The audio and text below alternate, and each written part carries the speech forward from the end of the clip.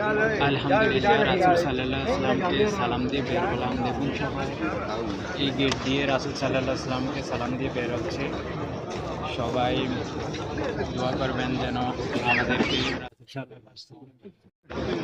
আমাদের সালাম কবুল করে এবং আপনাদেরকে সবাইকে আল্লাহ তৌফিক দেয় রাসূল সাল্লাল্লাহু আলাইহি ওয়াসাল্লামকে সালাম দেওয়ার জন্য, আসার জন্য। যেখানে প্রবেশ করলে আসতে মন চায় না, তারপরে আসতে হয় অন্যদেরকে সুযোগ দেওয়ার জন্য।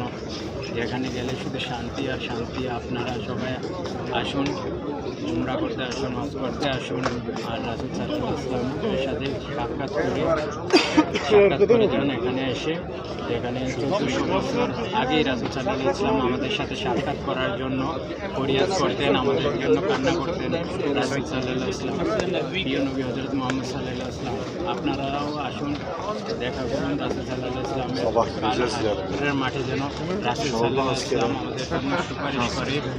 সেই দোয়া করি সবার জন্য যেন রাসূল সাল্লাল্লাহু আলাইহি ওয়াসাল্লাম ফরিয়াদ করে রাসূল সাল্লাল্লাহু আলাইহি ওয়াসাল্লাম